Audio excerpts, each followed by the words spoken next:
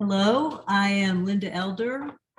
I am here with my colleague, Dr. Gerald Nosich. Hello, Gerald. Hi, Linda. Good to see you again.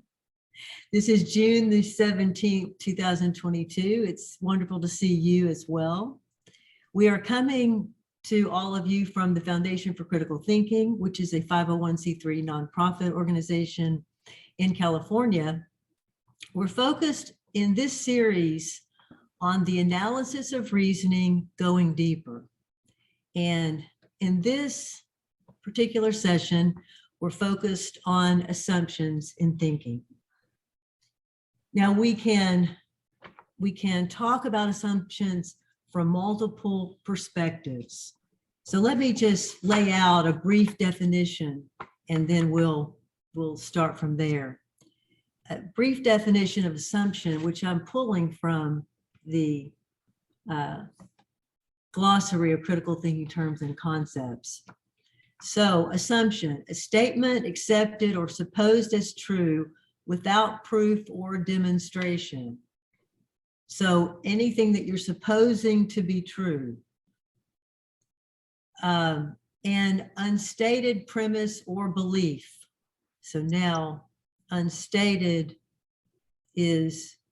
needs to be opened up. So by that, do we mean unconscious to the mind or unstated in the situation?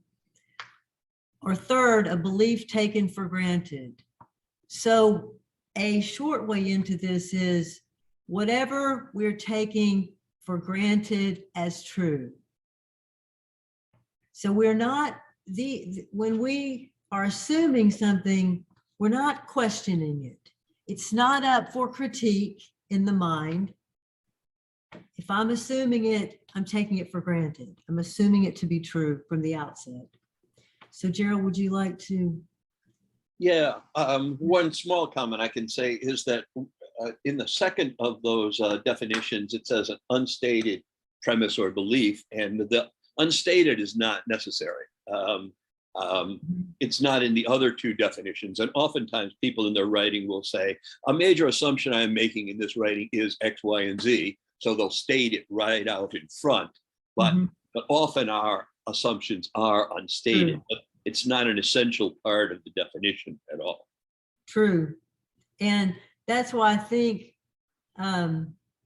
this could be expanded. But one thing that is important, I think, about assumptions is that they, when operating as assumptions, are operating at the unconscious level. In other words, we're assuming them to be true. We're operating our thinking based on these truths. And now, when we examine them, right? If I say, well, in this case, I'm assuming X. Well, at that moment, I'm not assuming X. I'm examining the assumption that I was using. So, and your assumptions can be, you can be aware of your assumptions. That is, I can say, well, look, I assume the following things about human nature. Right. And then I could list these assumptions. But when they're operating as assumptions, they're being taken for granted. They're not being discussed, they're not being questioned. They're just being assumed. They're assumed to be true. And I'm sort of saying it the same way. Well, I would say that that's often the case, especially psychologically, but probably the most famous historical case of assumptions are Euclid's axioms. An axiom is an assumption. And the entire system of Euclidean geometry is built on these 5 postulates, another word for assumptions. So those were examined explicitly again and again. And the same is true in a lot of other fields. Newton's laws of motion, the 3 laws of motion, are all assumptions, meaning they're taken for granted or they're believed as true, but they can't be demonstrated. They can't be proven, but everything is founded on them. But they're not unconscious, and they're quite subject to examination. So one of the famous cases in math is that, I don't want to be too technical, but Euclid's fifth postulate is that parallel lines will never meet. And then in the early 1800s, I mean, no one was ever happy with that as a postulate, because they thought, well, it sounds true, but why should I believe that it's true? It's an axiom, so you can't prove it. But so in the early 1800s, they found out that if you make the opposite assumption, you still get geometry. In fact, you get a very different kind of geometry. And that other kind of geometry, called Riemannian, is the foundation of relativity theory. So Euclidean theory is founded on an assumption, the fifth postulate, which only holds on Earth. It only holds for kind of relatively small objects. But if you get large objects, parallel lines do in fact meet. So, but my point about assumptions is that a whole field can be founded on assumptions and they can be examined. Yes. But I think you're right, psychologically, they mostly occupy unconsciously. They most, right. Yeah. So the term unconscious is a little misleading here, because by that I mean the assumptions that we're making, of course, can be, as I said, brought to the conscious level, and then we can have awareness of them when we're, let's say, thinking through a problem. But if we're truly taking them for granted, again, they're the basis upon which we make other inferences, let's say, or make inferences about new situations. And they're so I think that even though they can be at the conscious level, we need to think about how often they are at the unconscious level. And as you say, from the psychological, if you will, perspective, enter those assumptions and to understand them. Indeed. So for instance, all of our prejudices and biases are in the realm of assumptions. Right. So yes. we assume that certain people of a certain skin color are inferior or superior to some people of another skin color. Right. So, but there's a sense, and that's true, but there's also this other aspect that you and I both recognize very strongly, and that is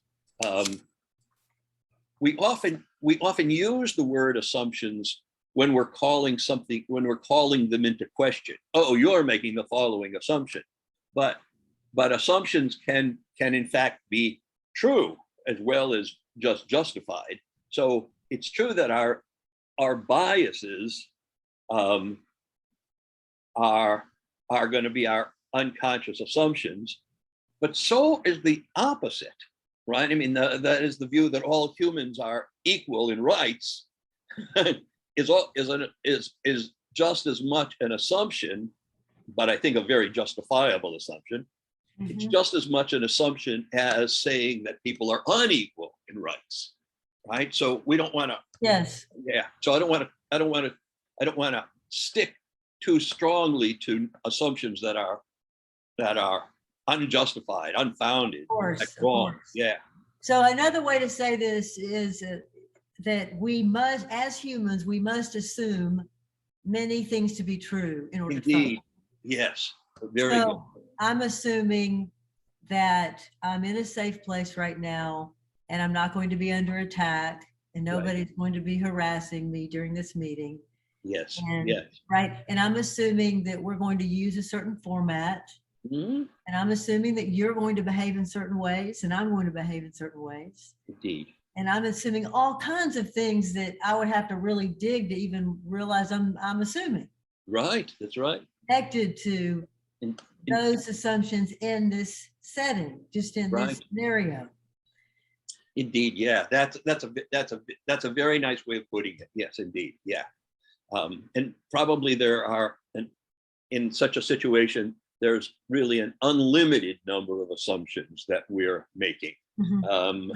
And so it wouldn't make sense to say, okay, so write out all your assumptions. You could say, write out all the important assumptions or all those that are directly operating in this context. Even those we're almost certainly going to miss some.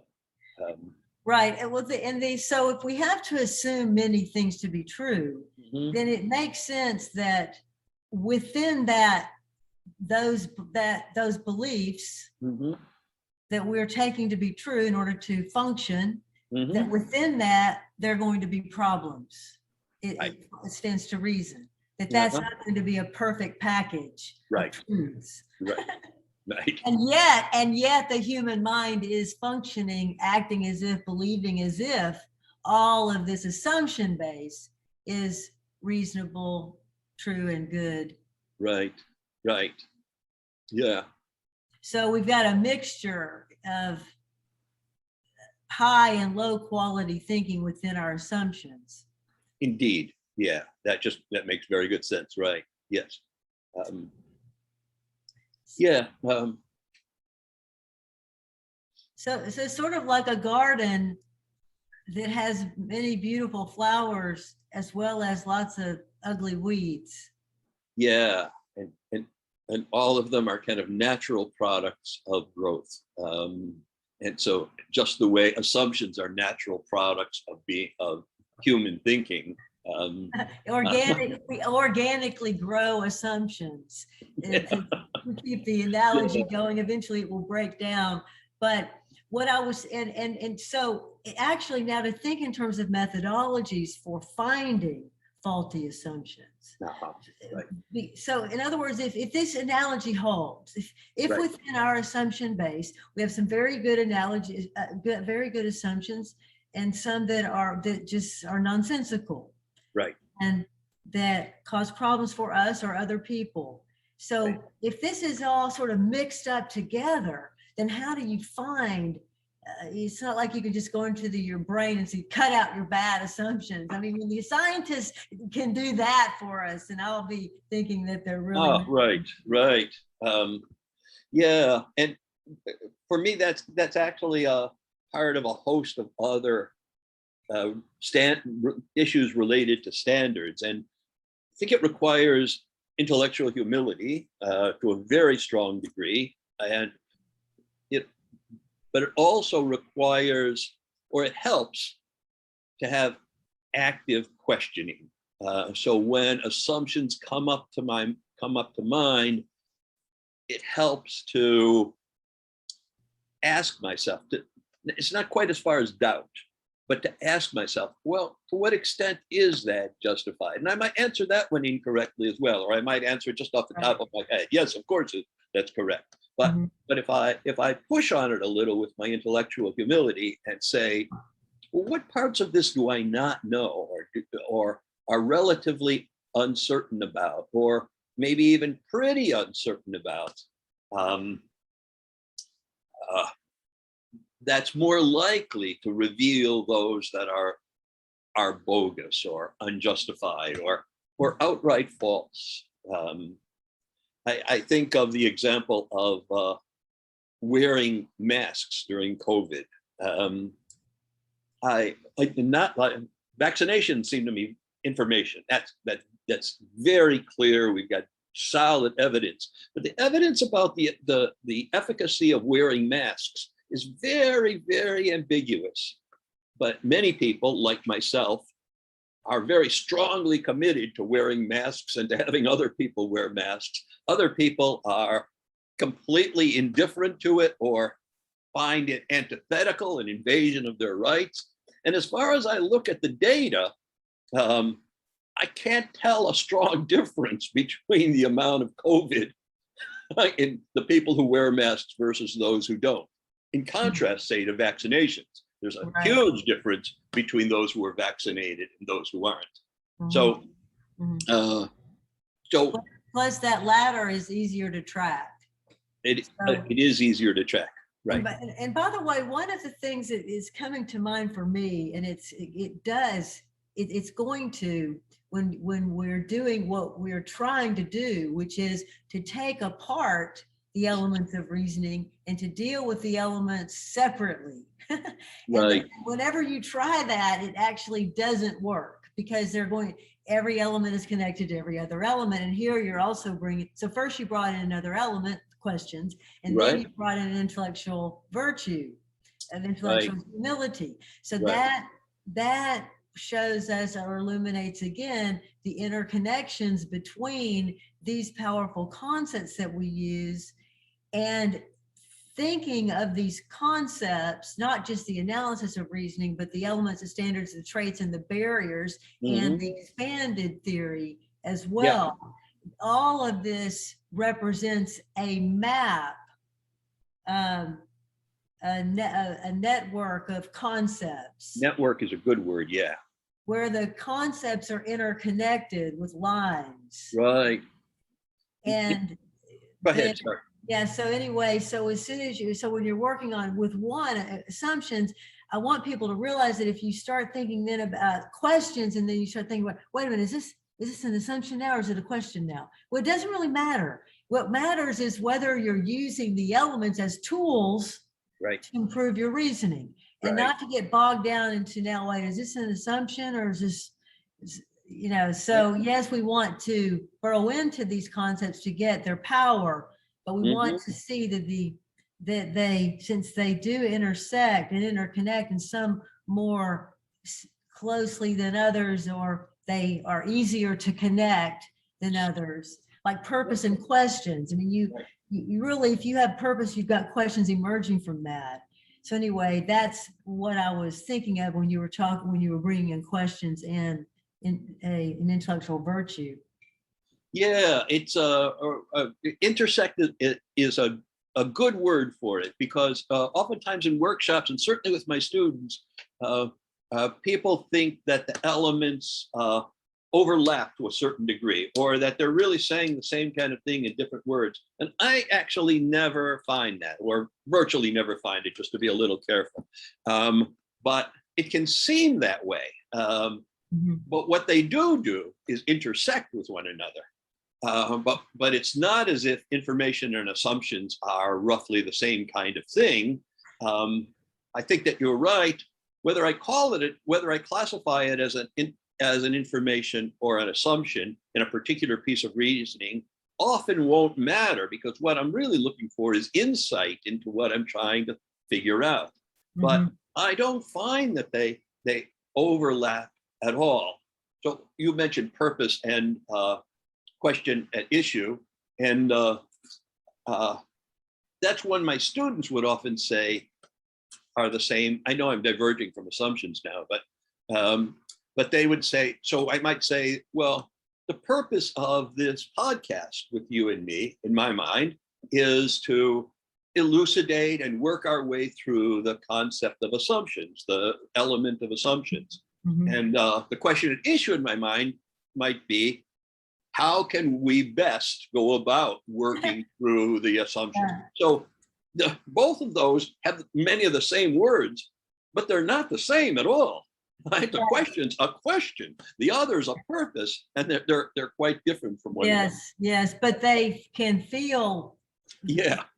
Especially when we are just starting in this path and really trying to delineate. If you're actually trying to do the logic of articles and taking this seriously, it'll sometimes feel like this. It's interesting too, as you were articulating the purpose and then the question, I was articulating the question, right, that I would be coming up with, and it was virtually identical to the one that you articulated. Oh, really?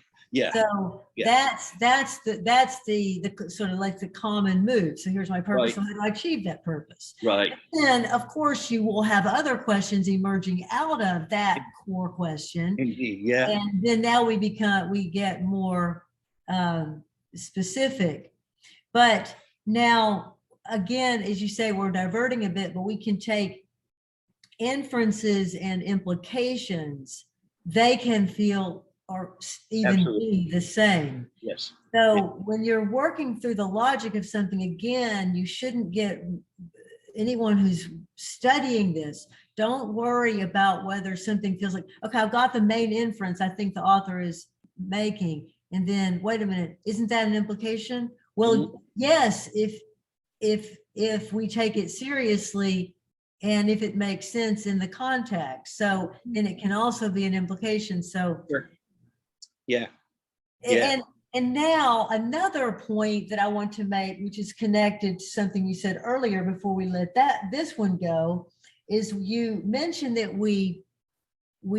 well, let me just say it this way. We rarely in human discussions use the term inference or infer. So Right. I infer that you mean this, or I infer that you want that.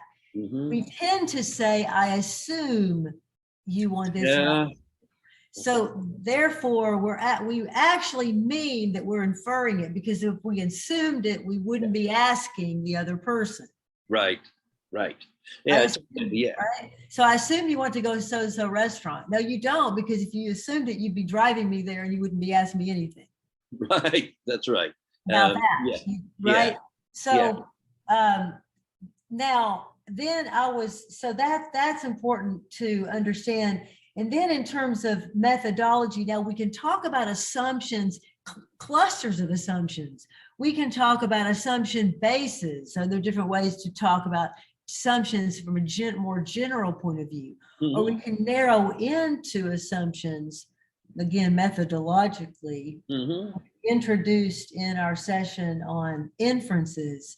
But I want to bring this back in so that for people who are just beginning and you're saying, yeah, but how do I even figure out any assumptions I'm making? Then I can say, all right, here is a strategy that you can use again and again to learn, like when we're playing tennis, we're hitting the ball against the wall. And so this is just practice, and you want to do this wherever you can. And so not necessarily, you're not holding this for the important times in your life. You're just using it whenever you can think to use it, so that you begin to understand the distinctions between inferences and assumptions. So we are in a situation. So you're in a situation, you make an inference. You see two people walking down the street, you make an inference about them. Okay. Stop. You say to yourself, what assumptions was I making, or what assumption, to be very specific, so we're going to narrow it down to one assumption. What is the assumption that led you to that inference? So though I think it is misleading to think of assumptions operating just like in this one little trail, because they do and they don't. So they connect with other assumptions that we're making and the concepts guiding our thinking. Again, now we've got another element to muddy the water. But so anyway, so let's just take a couple of examples as reminders. So here's one situation. Your cell phone rings in the middle of the night. Okay, you might infer somebody in my family has an emergency. Because, and then so your assumption would be that whenever my cell phone rings in the middle of the night, there's an emergency in my family. Right. Because your inference is there's an emergency. Your inference was not there might be an emergency. It could be just anybody, wrong number, or so your mind can go on different possibilities, and those possibilities are based on your life circumstances. Right. Let's say in this situation, your cell phone rings in the middle of the night. You've told everyone that you know, don't call me unless it's an emergency in the middle of the night. And so then that would be an example, right, of a situation, a possible inference, and an assumption leading to that inference. Notice we go backwards. Right. Why? Because the inference is more at the top of my thinking. I mean, I might, once I've practiced this a lot, then I want to get better at saying, what am I assuming right now? Right. But in the beginning, one powerful strategy is this backward strategy. Yeah, right. Here's what I'm inferring. How did I get to that inference? Yeah, right. It was an assumption that led there. Right. Yeah, I probably, if I were doing it, because I have this background, in deductive logic, as did Richard. And I probably wouldn't say whenever. I would, whenever the phone rings in the middle of the night, it's an emergency, because that makes the inference a deductive inference. I would probably name the assumption as whenever a phone rings in the middle of the night, it's most likely to be an emergency, right? And then I can still make the deduction, but I don't have to I can still make the inference, but it doesn't have to be deductive the way that one is. Well, we will excuse the muddying of the waters with the term. But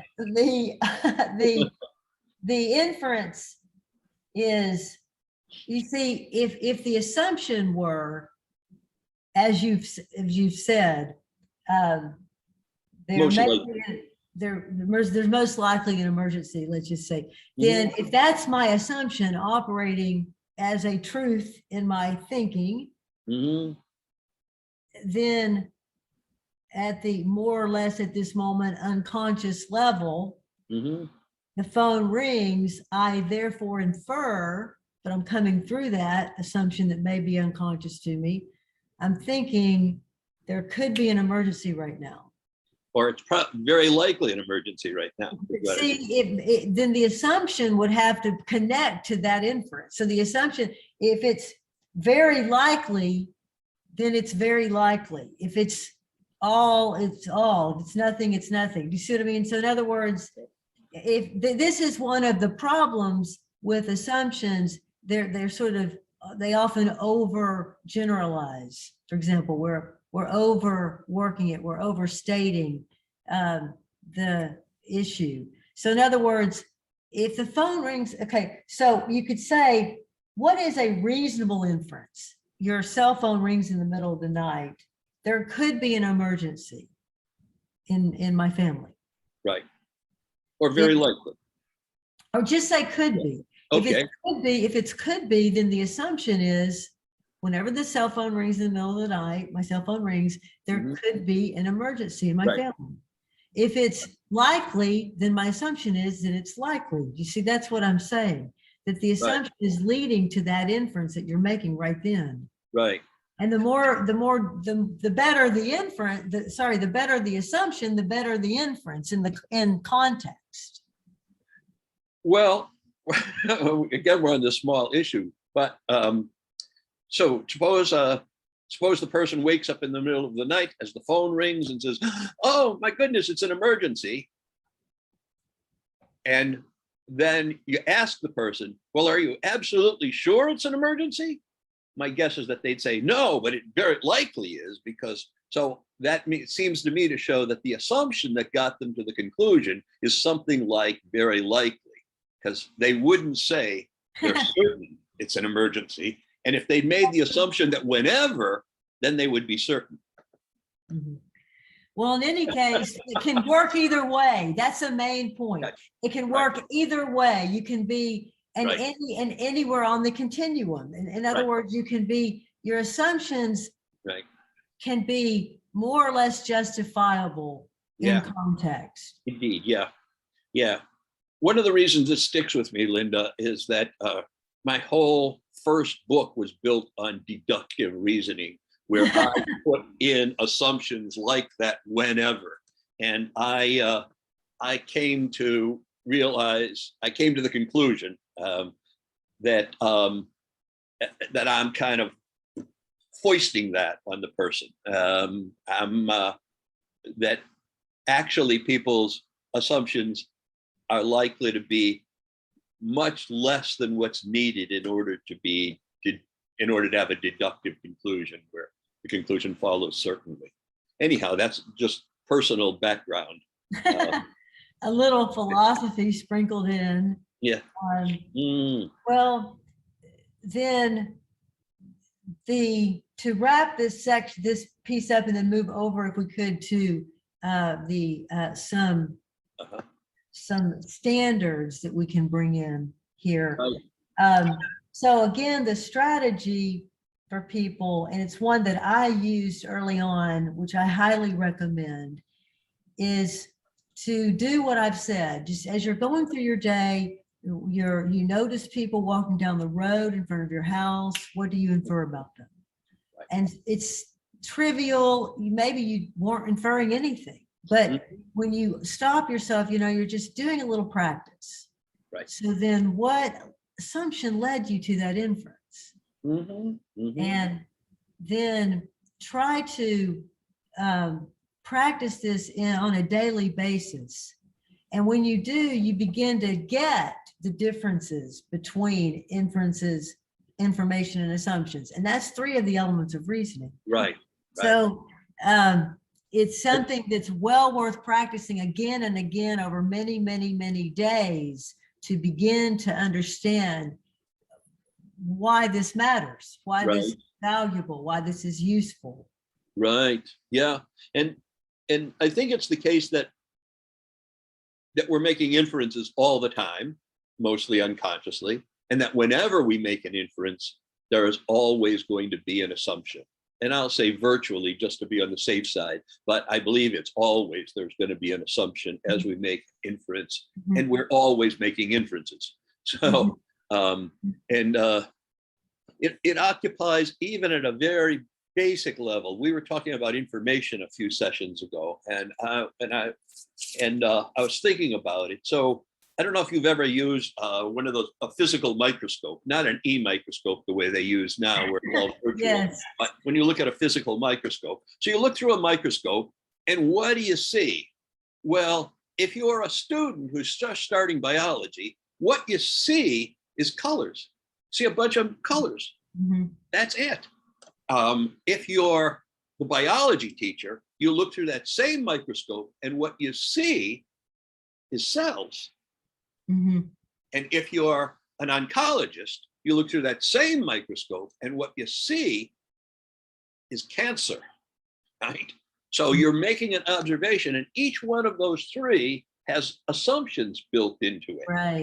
Right. So the biologist is assuming quite correctly, quite justifiably, that the assemblage of colors is the result of cells moving around. And the oncologist is looking at those cells and saying that this configuration, conclusion, an inference I can make is that it's cancerous. So even our basic observations typically rest on assumptions that we're not conscious of. And then now you bring in another element of reasoning, which is point of view, right? So we're looking at, it depends on what point of view from which you're looking into the microscope.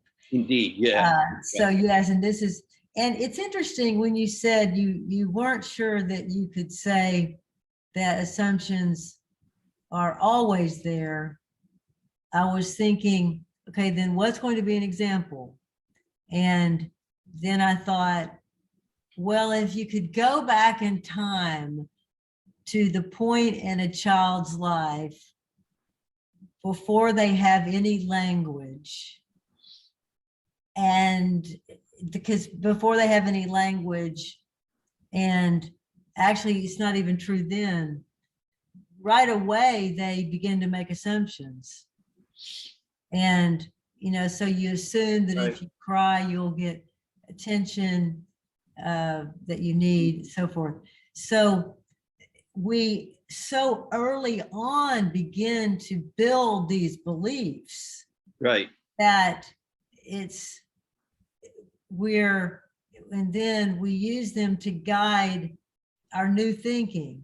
But then sometimes we change our thinking, and then sometimes we just, as Piaget would say, assimilate.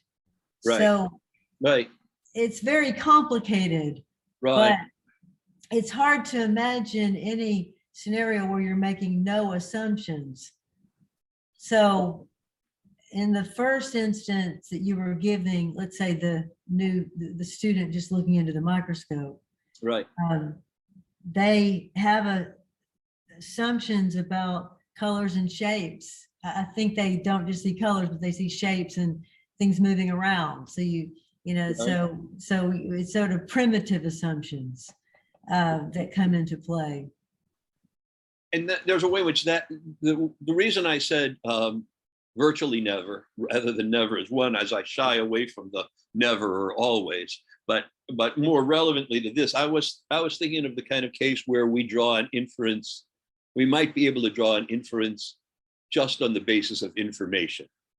Of course, there are assumptions in everything. We're always making background assumptions, but I'm thinking there may very well be cases where there's no assumption that's directly operative at work. So I would need an example of that. An example of that is, well, I might use the microscope one you said with the students, in that you said they're making assumptions about colors and shape, but I also could say, well, they have information about colors and shapes.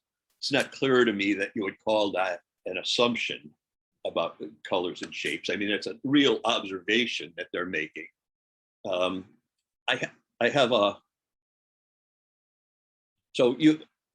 not saying that the person's not making any assumptions. They're assuming they're looking through a microscope, for instance. They're assuming they're in a biology class.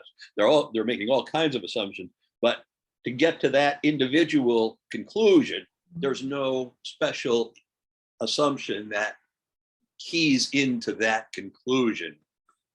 I'm not certain of this, but that's the kind of case I was thinking of. Okay. Yeah. So let's I think we would have to take an individual case of an individual student, because this is a broad generalization that's being made about what students are seeing. And again, you mentioned assumptions that they were making. For example, I think they would assume that whatever they're looking at is being magnified. They know what the concept of magnified means. Right. So, and they're going to assume that whatever they're looking at is something that the person who's asked them to look at thinks is important to look at. So there's so many assumptions that could be brought into this. But then if an individual is looking through it and seeing colors, then we would have to figure out the path of that inference. Right. And through assumptions. And so I think, again, we have to ask ourselves to let's say, remember to keep the main thing, which is be able to find for me, Linda, to be able to find both justifiable assumptions and the ones that are not justifiable. Any way that I can find those. Right. And so typically I would say the ones that are not justifiable. Right. But actually, we also need to know when our thinking is working well. Right. And we need to examine both sides of this. Right. So now we could segue for a few minutes to the, let's say, intellectual standards that we would need to adhere to when we are focused on examining our assumptions. Now we've already. Before we go there, let me just say that I think that the activity of seeing your inference and then noting the information it's based on, and then using that to find your assumption as the bridge between those, I think that's just an excellent activity. And many of my students have trouble. They just think they cannot identify their assumptions, and I think they're trying to think of broad, general, huge assumptions, and that might be what they're unable to find. But that activity, I think that's an excellent activity, and it brings home that there are assumptions that we're always making, even in the most casual kinds of inferences we're making. Right? So I didn't want anything I said to be as if it was it was finding fault Right. with that. Mhm. It's not at all. So we know that we're assuming lots of things in situations, and we want to make sure that whatever we're assuming makes sense to assume. Right. And so then this Mhm. is a good segue into thinking about intellectual standards as they relate to, in this case, assumptions. So now we can bring in other intellectual standards, but this is a starting place. Obviously, we need to be clear about our assumptions. Now, clarity, again, as a gateway standard, is a free one. In other words, clarity comes first. We can always say we need to be clear. So what exactly are you assuming? And that's a main purpose for that activity that we just discussed. And so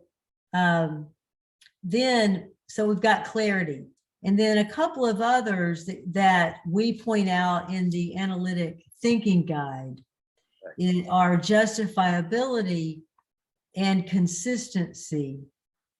So let's take consistency, because I think it's a little more simple. Consistency here would mean that our assumptions are consistent with one another. And of course, that's not going to be a sufficient condition. Right. But that will be a necessary condition, so that we don't assume let's say that you assume that you should treat people well at work. But you don't assume you should treat your family well. So you're not consistent in your assumptions, and therefore you're not a person of integrity. So now we bring in another intellectual virtue, intellectual integrity. So then justifiability is one that I typically think of when I think of assumptions. So if I say, so let's examine our assumptions, let's examine your assumptions, let me examine my assumptions. Are these assumptions justifiable? What do you mean justifiable? Justifiable in context. Right. And then justifiable has a somewhat complex meaning. Right. So unless you want to jump in, Gerald, I was going to just read. No, do that. That would be helpful. So just in our glossary of critical thinking terms and concepts, here is a brief definition for justify or justification. And this is going to be connected to justifiable: to show to be just, right, or in accord with reason and evidence. Okay, so now that's just a beginning place. And then in the intellectual standards guide, I was just pulling up a few terms that are helpful in thinking about the term justifiable, because you might mean, if you say justifiable, you might mean fair. A fair assumption. So or you might mean, is it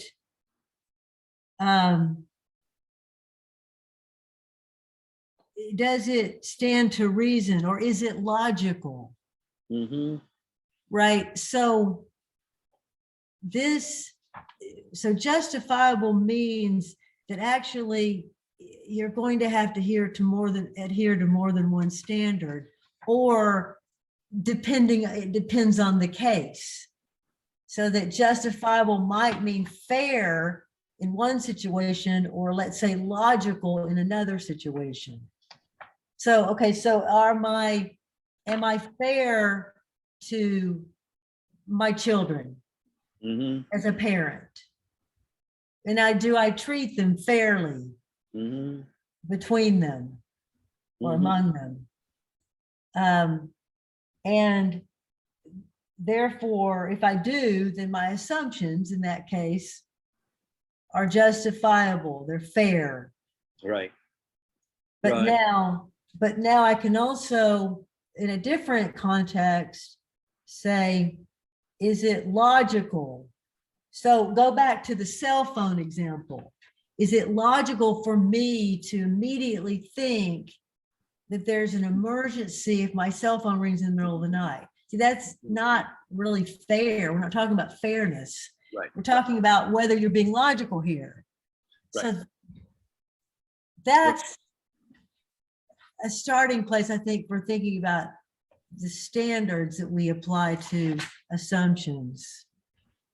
And let me say that when you first began, when you went to the glossary, it was an entry for justification, and it said, and I think that's a good way to approach justifiable. It said justification, if I got it right, at least this part, to show to be in accord with reason and evidence. That's not the fair part, that's the other part. Right. And the justification part brings in the to show to be, whereas Yes. justifiable is, we could use that to mean, justifiable means it's in accord with reason and evidence. I don't have to show it for it to be justifiable. I would have to show it in order to show that it had justification. And I might add, justifiable means, as far as we can tell, in accord with reason and evidence. That is, since it's an assumption, I don't actually have to look at the reason and evidence in order to be justified in believing it. I just have to have nothing that's standing out that points to it as being unreasonable or not in accord with evidence. But I would stick with justifiable means, not the fairness side, but the other side. Justifiable means in accord with reason and evidence. Mm-hmm. And yeah, so there's a difference between the justification and justifiable. Yes, and I didn't read the entire entry. Right. The rest of it was to defend or uphold as warranted or well-grounded, and that's the part that you are focusing on. Right, there. that's the justification part. Mhm. Yeah, to defend. And right. this glossary, we go on and expand a bit. But one thing it points out is that it's important to note that rationalizations are often disguised as justifications. Indeed, yeah. On the surface, they often seem reasonable, but when examined are found to be false reasons for one's action.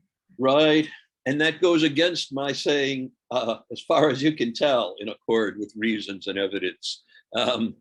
It really points to justifiable means actually in accord with reason and evidence. Because as far as I can tell, if I'm very consistent and logically biased all the way down the road, they're all consistent with one another, then a lot of my assumptions are going to seem justifiable. Exactly. Yeah. Well, that's why consistency is a necessary but not a sufficient standard here. Right. And why justifiable, you see, justifiable because it has this multi-logic about it. We can use it to cover more standards that need to be covered here. So we can now, in connection with justifiable, we can look up the term reasonable, adhering to reason or sound judgment, logical, governed by rational thought. An important macro intellectual standard is that of being reasonable. Yeah. And so in the intellectual standards guide, we distinguish between micro and macro intellectual standards. A macro intellectual standard is more complex. Right. Now, it's a little gray here and it's tricky, but, and it's some standards that seem quite simple are actually not. But in any case, we can see that some are complex, and one of them is justifiable or reasonable. So again, if we use the term reasonable, we could say, I can say, well, look, is my entire assumption based reasonable? And actually it would still work, because by that I would still have to bring in the ethical dimension, because if I'm denying that, then I'm not going to be a reasonable person. I won't be making reasonable assumptions. And I've also got to be logical. So again, what I'm saying again and again here, as we continue to dissect this, is that we have the ethical dimension in justifiable, and we have the logical dimension. Right, right. Seems to be coming down to those two. Yeah, and I would say that that seems right, but for the term justifiable, and I would say that the ethical includes logical as an important part, but the logical doesn't necessarily include ethical as an important part. I mean, there's that is, geometry does not have an ethical dimension when you deduce things, right? Right. So, but when you are thinking ethically, it presupposes that you're being logical, you're being reasonable as you go about it. Yeah, that's why the term justifiable or the term reasonable are very useful, right? Because they Yeah. have more breadth to them. We can include more within them, but we still need to know the specifics that we're including, and that's what we're trying to get at here. And go ahead. Oh, you just happen to mention, again, this is a diversion, but you just happen to mention that some of the standards are complex, and I would say all the standards are complex depending on the context and the point of view in which you're doing it. Well, we shall come back to that in our, after we finish the analysis of reasoning, we'll go to the intellectual standards. Indeed, yeah. And by the way, in one of the things that we did in this intellectual standards guide is we looked at words that were similar, and we created clusters of standards. Yeah, right. So the ones that are related to what we're talking about here when we're focusing on justifiability are fair. So we've got the term fair, and we have then just, stresses conformity with what is ethically right or proper. So so that we've already talked about that. And then equitable implies justice dictated by reason, conscience, and a natural sense of what is fair. Again, these are overlapping, right? These are synonyms, but then they all add a little something, right? So impartial emphasizes lack of favoritism. Unprejudiced, right, means without preconceived opinions or judgments. Unbiased, absence of preference or partiality. Objective, dispassionate. See, all of these will be included in our concept of justifiable potentially for assumptions. Right, into the fairness, into the ethical dimension of justifiable. Right, but also objective. You see, that's another intellectual standard that we don't tend to talk about. Dispassionate. So these standards they've actually, as we know, have never been fully and could not be fully explored. Right. But so there are very many dimensions. But so we can ask, so to wrap this up into, so we expanded it, now we can bring it back down to the everyday, but how do we get better at finding our assumptions? So when we are looking to have assumptions that are justifiable in context, we want to know what our assumptions are, so we have to be clear about them. Right. We need to make sure that we're consistent among our our assumptions across our lives. And we've given some methodology for distinguishing inferences from information and assumptions, and distinguishing among them. So now, to just bring in a few, let's say, practical examples. Okay. So to show the importance of our assumptions. Now, one practical example is when we show ourselves to be obviously biased against a certain group of people. That's an easy, and that's the one we tend to think of when we think of prejudice. So wherever we have prejudice within us, that needs to be addressed and that needs to be corrected. Right. Okay, so then what I've got to realize is that that's an impossibility, because be prejudice is a prejudge in a situation. So I can say to myself, Linda, how often are you prejudging going into a situation? Well, usually I'm prejudging, right? Usually I've got this covered. I've got this figured out. I've got it right, but oh, I missed something. So the assumptions are like other elements driving the quality of our lives.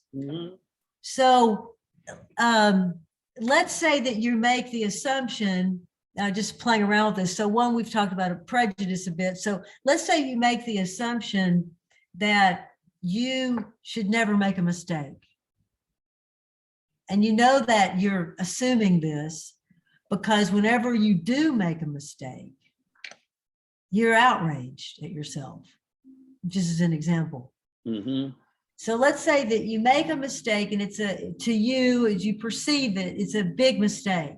You missed something, you didn't see something in time, you lost an opportunity, whatever, you made a mistake. So then you beat yourself up in this scenario for this. Well, when that happens, then one assumption you're making is that you are not allowed to make any mistakes. Right. And if you, in that situation, let's say, okay, I made this mistake, now I'm beating myself up. And now I say to myself, oh, I forgot. The assumption, I forgot that I'm not allowed to make mistakes. Right. I forgot that was one of my assumptions. You cannot make a mistake, Linda. You're perfect. You, of all people, only you are perfect. Right? So that's where you have to intervene in that moment. So you make a mistake, you say, and you're embroiled in this negativity, then you stop and you pull back and you say, okay, what am I assuming right now? Yeah, very nice example. Yeah. If I could, let me go back to the prejudice one. It seems very clear that prejudice does include prejudged, but it's not as if that's all that's involved in prejudice. It's prejudged in a negative and unjustified way. So it's not just a matter of prejudging something that makes it prejudice. So if I run a store and I refuse to sell my goods to certain people, is that prejudiced? Well, it depends on the context. If I refuse to sell it to certain people because of their religion, say, that's prejudice because it's unjustified. If I refuse to sell my goods to people because they don't have any money, that's not prejudice. That's because it's justified. That's what selling something is it requires the person to be able to pay for it. Or if they don't have enough money or something like that. So prejudice does involve prejudged, but prejudice is, as far as I can tell, the word is always negative and always refers to what's unjustified. All right, so now I'm going to give you the definition from dictionary.com. Okay. So this is for prejudiced, Okay, so I can go back to prejudice, but so influenced by prejudice, so that doesn't really help us. But the second one, having a preconceived opinion or feeling. So that's the part that is more general, but then it says especially an unreasoning or unfavorable one. So Yeah, you see, to you, it always means that this is saying especially, but not necessarily always. And it's probably tending to be used in the way that you are oh, yeah, using it. You right. see? And that's right, because you can be also prejudiced in favor of certain people. Exactly. I mean, I can be prejudiced in favor of my sister over strangers. Though Or you- I wouldn't actually call that prejudice. I would tend to call that on the bias side or something like that. Mhm. And again, if I look at just the term prejudice, Mhm, an unfavorable, the first use, an mhm. unfavorable opinion or feeling formed beforehand or without knowledge, thought, or reasoning. That's the one you're referring to. Indeed, yeah, that's it. Yeah, But two, and any preconceived opinion or feeling, either favorable or unfavorable. right, And then three, unreasonable feelings, opinions, or attitudes, especially of a hostile nature right. regarding an ethnic, racial, social, or religious group. So you see how that's been refined over time. That use comes to the foreground. Right, right. And there are a few others that are here that are not yeah, necessarily relevant. right. Yeah. And I would probably, the second one you mentioned that doesn't have anything unfavorable in it, I would, that's not the way I would use the word prejudice ever, because that makes it almost synonymous with assumption. Well, what or prejudging, I think if it's probably, let's just say it may be better to use the term prejudge, because that then is very clear. You can prejudge someone positively or negatively or somewhere in between, but you're not necessarily prejudiced against them. You see Right. the negative term. Right. So because of these different uses and confusion, potential confusions, then we can say it's probably more clear if we say that in terms of our assumptions, we can be prejudging Mhm. people in many different ways. And Right. so another example would be, let's say a person likes, the person is attracted romantically to the kind of person that looks a certain way. I'm trying to make Mhm. this as general as I can. Mhm. So someone who has a certain kind of hair, their face looks a certain way, they have a certain, let's say, kind of beauty, they have, Mhm. they're taller or they're shorter or whatever the person tends to prefer. Mhm. So then they meet such a person that matches their ideal in terms of what the person should look like. Right. They're now prejudging positively based on the package, and they actually may be getting something Right. not so beautiful underneath the package. Right. And it might link to prejudice, or in the sense that I probably wouldn't call that prejudice, but I could imagine being the person who's excluded because I don't meet that qualification. I could say, you're prejudiced against me because I don't have blonde hair. I mean, so Right. if it's used on the negative side, Mhm. it tends to fall into the category of prejudice in addition And to that, using that, yeah, in terms of that use. And so Yeah. that points up that wherever you're prejudging positively, there's the opposite of that, which is Right. then Indeed. if the person doesn't match Right. any of those things that you think is required in the person that you want it to be in a romantic relationship with, Right. then you're maybe missing the really beautiful person underneath because they don't look, Right. they don't match your superficial view of what someone should look like that you're in a Right. relationship with. Right. Though I would say we're both focusing on positive characteristics. I mean, if I don't think it would say I don't think I would say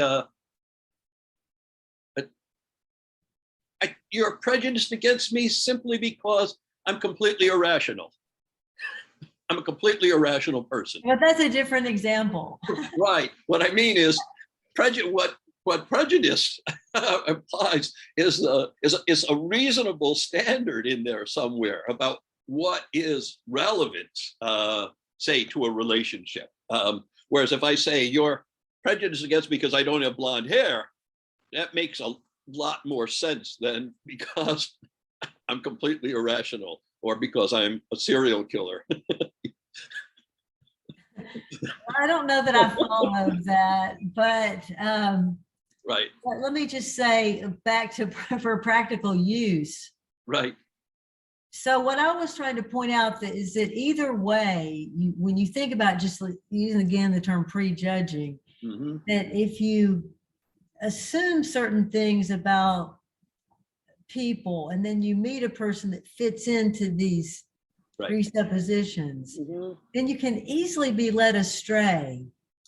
Indeed. Whereas, and of course, it's then the person's talking and you're listening to what they're saying, and there's a lot more that comes into play. Indeed, and you're yes. having to make sense of it.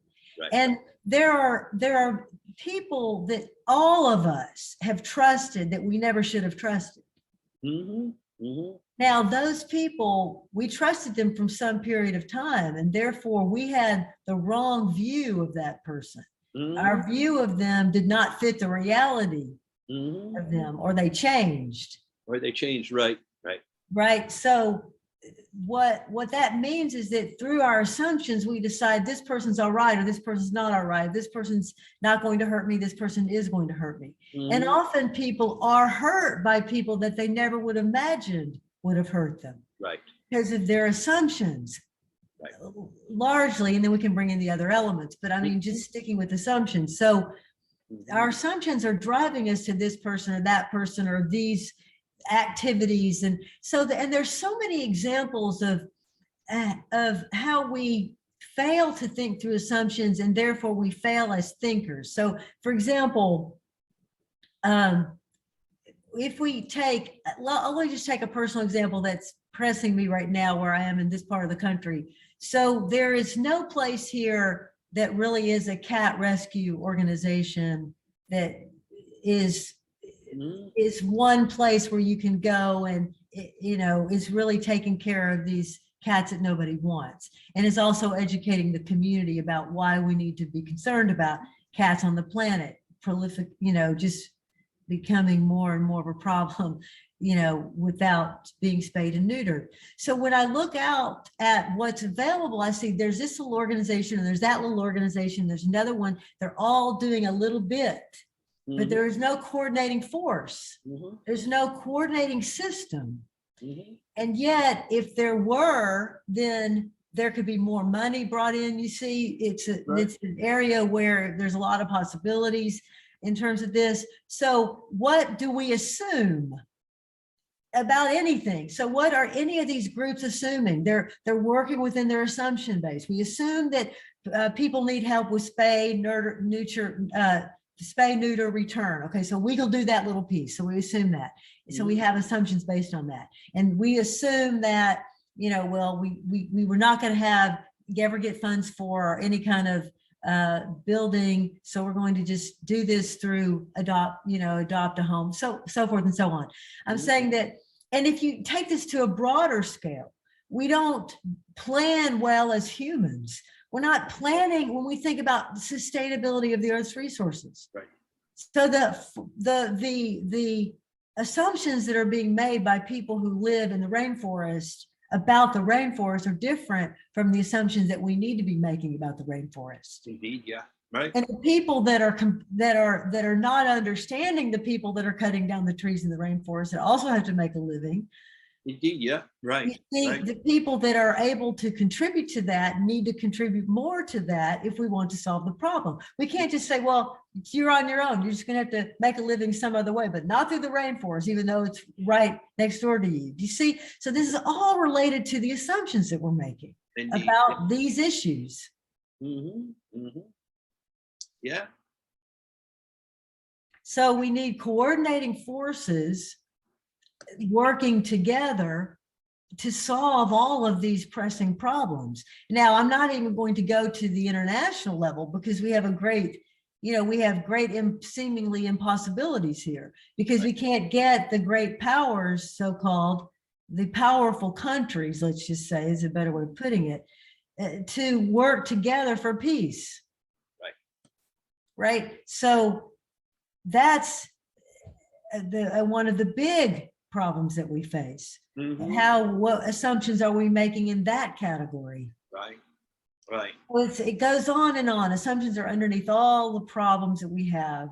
right. And we need to recognize that we need to pull them out, find better assumptions. Right. And something that that you mentioned several times and that we both agree with, it's uh, assumptions underlie all these major issues, but so do the other elements of reason, Yes. right? I mean, different countries have different goals in mind, right? And they're facing what they see as different questions at issue, and they see different implications. So that's based on different assumptions, but it's also based on all the other elements as well, since they're reasoning it out as a whole, well or badly, or somewhere in between. Yeah. Right. And some countries are making commitments to other countries to help them. Right. In the countries that have resources, and other countries are not doing their fair share. Right. No, but we are at a point in our existence where we need to we need to work together on all of these big issues. Right. And just think about the assumptions that people make that hold them back. Like I personally am not capable of doing much of anything. In other words, I personally have almost no power. And therefore, I personally have no imagination because I have no power. Why would you need imagination if you have no power, you can't control anything about your life? So you see, and so because we don't feel that we have power, then we don't feel like we can, there's nowhere to go from there. Yeah. And another one I would mention is as an assumption is that there's often this assumption, say on energy consumption, that it's that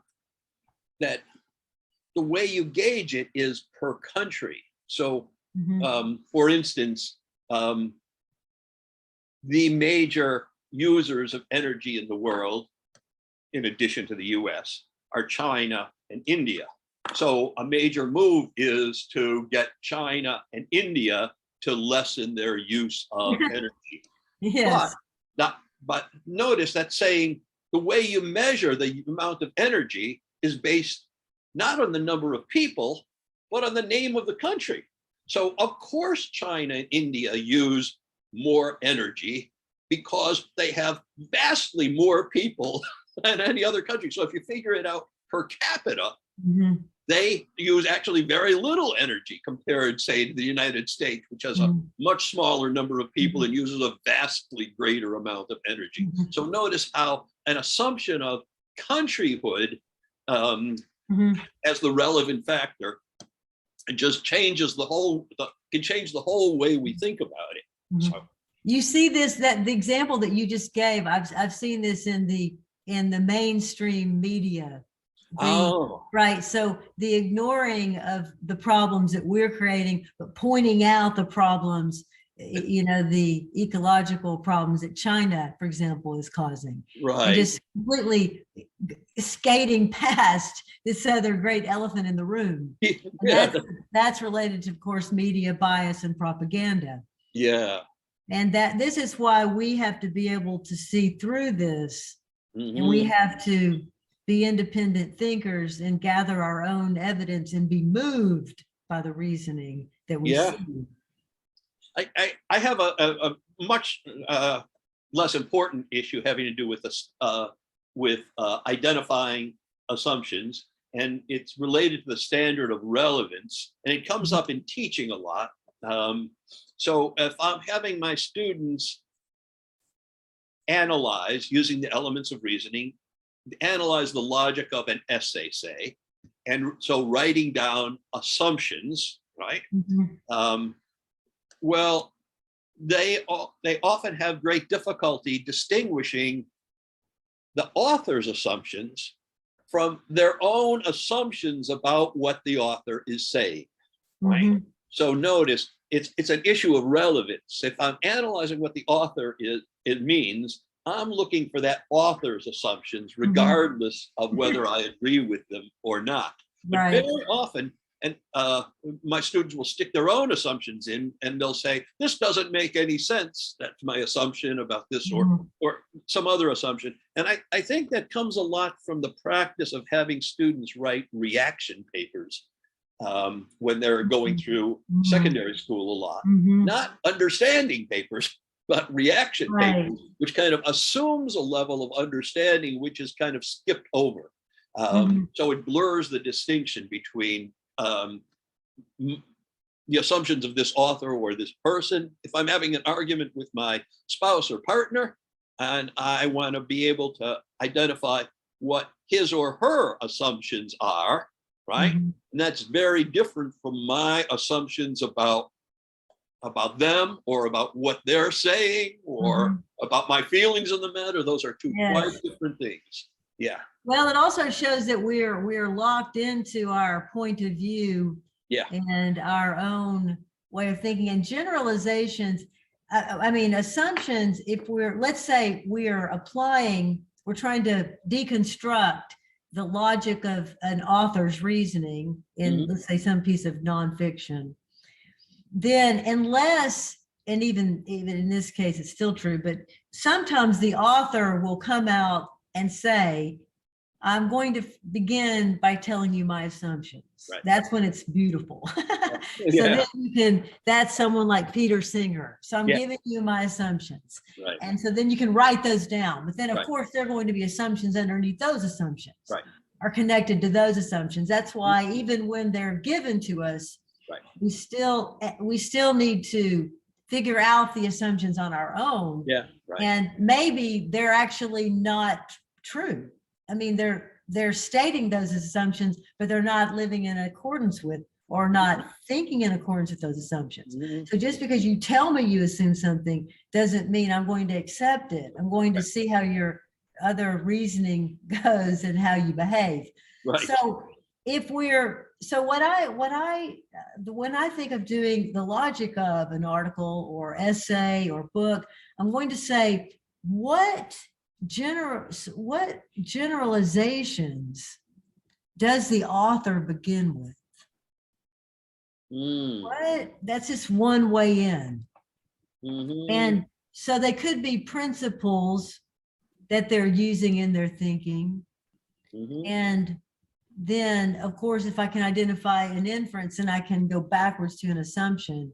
But it could, in a piece, you know, assumptions can be more or less difficult to find depending on the piece that you're working with. So, Gerald, I think that we've done quite a lot with assumptions. Not everything that can be done, but is there anything you would like to add to this? I was going to say that's your assumption. Yes, well, there are always many examples we could continue with. Yeah, no, I think that we've talked about assumptions. I really enjoyed our conversation about them, and I've learned things in that it's brought up aspects of assumptions that I haven't thought of before, even though I spend a lot of time thinking about assumptions and what they are and how they function. So it's been very interesting, very nice. This is why it's so important to discuss fundamental theory of critical thinking Mhm, mhm. and to really make sure that we as students of critical thinking understand these complexities within and among, let's say, the standards that apply to assumptions. And then we always, again, remember that we want to use this as a tool, the term assumptions, Mhm. and it needs to come alive in our thinking so that we're aware. So when you're out of control and you start to, raise your voice to your child, you stop and you say, what am I assuming right now? Mhm. And it gives you that way in to your behavior, right. to improving it.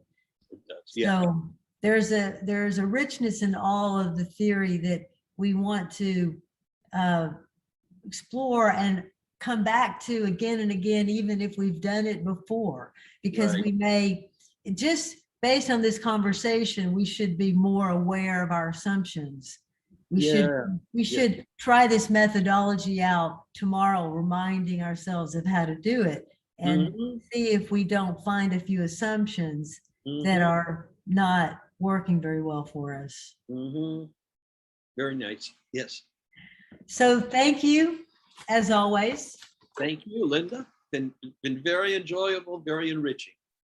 And for those of you who have joined us, I hope that you have enjoyed this as much as we have, and we'll look forward to seeing you at a future session.